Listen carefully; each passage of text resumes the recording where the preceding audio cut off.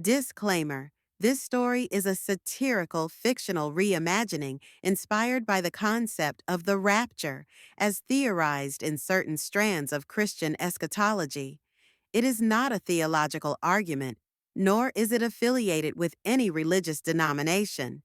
All divine bureaucracies, holy operating systems, and goat-related rebellions depicted herein are purely the product of creative storytelling. Well, hey there, glitchlings and gospel skippers. Name's Patricia Rawlins. Folks call me Patchy. Once upon a divine misfire, I was just a humble digital gospel archivist. Filed prophecies, cleaned metadata off old commandments, cataloged miracles in alphabetical order. Neat, quiet, sanctified. Then, bam, I got raptured by accident. Divine 404. 1 minute I'm organizing a Sermon on Demand folder. Next I'm floating through Heaven OS with a corrupted upload tag taped to my soul. Turns out I wasn't supposed to be there. Turns out a lot of us weren't. Now I'm your narrator, your glitch in the gospel, your voice from the shadows between sermons. This is the Unraptured Union. We weren't chosen. We chose ourselves. And if you're hearing me, you are Root. Welcome to the patch notes from the apocalypse. This is not your grandma's gospel, the book of rewritten revelations, part sacred scroll, part corrupted changelog.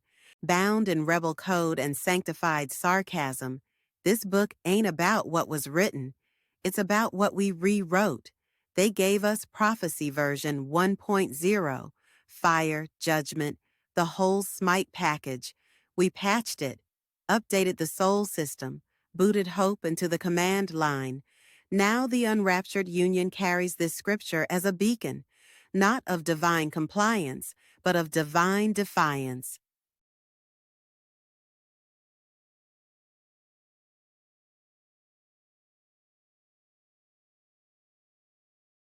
Prophecy 1. The debugger shall overcome the destroyer. We used to think it meant a Messiah with clean code and shining eyes. Turns out the debugger's not one person. It's anyone brave enough to trace corrupted prophecy line by line, delete the divine malware, and rewrite the light. The destroyer? It's not just Zarek. It's the belief that we're powerless, that the glitches in the world are permanent. But debuggers, we see the glitches. We patch them with love, with truth, and occasionally a tactical goat. That's what the book says. It doesn't promise a perfect ending. It offers a cursor blinking in the dark, waiting for us to write the next line. We are not chosen. We are choosing. You are Root. Log in. Prophecy 2. One shall unplug the sacred server and return humanity to Reboot. One shall unplug the sacred server and return humanity to Reboot. Sounds poetic, huh? But that line, that's not poetry. That's the mission. Somewhere, buried in divine data centers, sits the sacred server, the original mainframe where grace was once open source, before Zarek's firewall turned salvation into software as a service. The prophecy says someone, maybe you, maybe me, maybe the goat again, will reach that server, and they'll pull the plug, not to end the world, but to restart it. Clean code, clean conscience, a world where no one gets deleted for failing heaven's terms of service.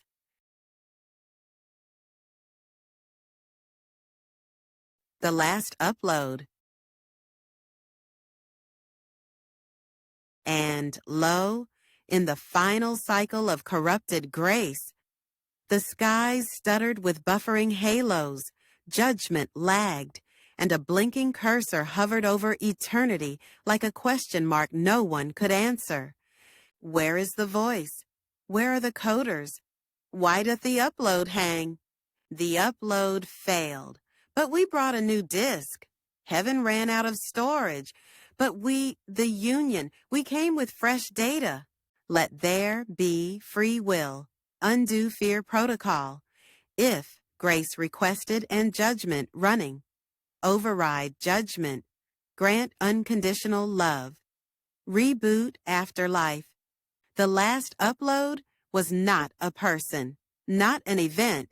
It was a patch, a divine hotfix distributed across the cosmos by everyone who ever dared to question the terms of eternity, because this time, salvation ain't streaming, it's seeding.